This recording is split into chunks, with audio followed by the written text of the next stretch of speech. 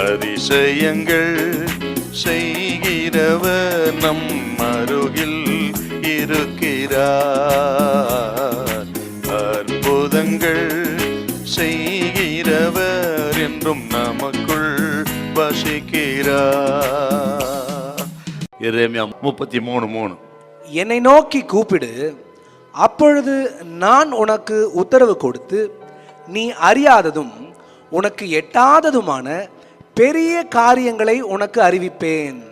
அற்புதமான அழைப்பு. இது எப்படி ஒரு அற்புதமான அழைப்பு என்று சொல்ல முடியும் அப்படின்னா, எரேமியா இருந்த நிலை, எந்த நிலைமையில் அவர் இருந்தார், அந்த நிலைமையிலே ஜெபிக்கும்படியான ஒரு அழைப்பக்கத்தை கொடுக்கிறார் என்று தியானித்தால் மெய்யாகவே இது ஒரு அற்புதமான அழைப்பு தான். முதல் மாசம் இப்படி பேசிதான் எசேக்கியாவுக்கு சொல்ல அவன் ஜெயில பிடிச்சி போட்டுட்டாங்க. இப்ப மறுபடியும் பேசுகிறார், என்னை நோக்கி கூப்பிடு, அப்பொழுது நீ அறியாததும் உனக்கு எட்டாதமான பெரிய காரியங்களாக இருப்பேன் என்று இரண்டாவது விஷயம் பேசுறார். கர்த்தர் சொல்கிறார் தேவ ஜனத்தை பார்த்து, ஒரு விஷயம் கர்த்தர் பேசி எல்லா காரியங்கள் விரோதமா இருந்தால் அவ்வளவுதான் முடிவுக்கு வந்துடாதீங்க. இரண்டாவது விஷயம் மறுபடியும் பேசுவதற்கு இரண்டாவது ஒரு செய்தி கர்த்தரத்தில் இருக்கிறது, இதுதான் என்று முடிவு கட்டி விடாதீங்க. இரண்டாவது ஒரு செய்தி உங்களுக்கு கர்த்தரத்திலிருந்து வரும், உங்களை தேற்றவும் உங்களுக்கு பதில் கொடுக்கும், தூக்கி எடுக்கக்கூடிய கர்த்தருடைய இரண்டாவது செய்தி உங்களுக்கு இருக்கும். கண்டிப்பா வேதத்துல நிறைய பார்க்கலாம். யோனா 3:1. முதல் விஷயம் சொல்ல நினிவேக்கு போகாமல் தர்ஷீசுக்கு போனார். மிகப்பெரிய புயலில் சிக்கி ஆபத்தில் சிக்கி மறுபடியும் வந்துட்டாரு. மறுபடியும் கர்த்தர் பேசி நினிவேவுக்கு அனுப்பினார். பார்த்தீங்களா, கீழ்ப்படியாத யோனாவுக்கு இரண்டாவது விஷயம் பேசி காரியத்தை வாய்க்க பண்ணின கர்த்தர்.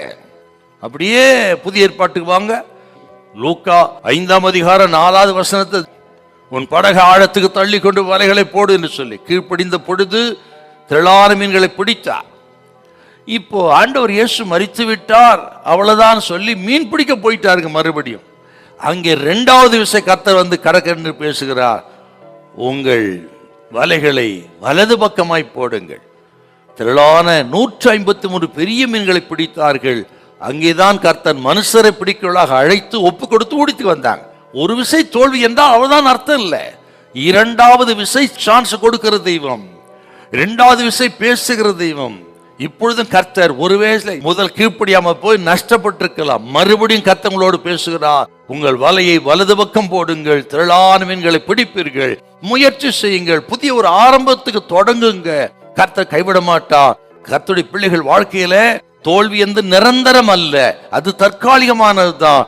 ஒரு தோல்வியை கண்டு நஷ்டத்தை கண்டு துவண்டு போயிடாதீங்க, மறுபடியும் தொடங்குங்கள், மறுபடியும் கீழ்ப்படியுங்கள், மறுபடியும் முயற்சி செய்யுங்கள். இரண்டாவது ஒரு செய்தி உங்களுக்கு உண்டு, இரண்டாவது ஒரு அற்புதம் உங்களுக்கு உண்டு. ஹல்லேலூயா, ஹல்லேலூயா.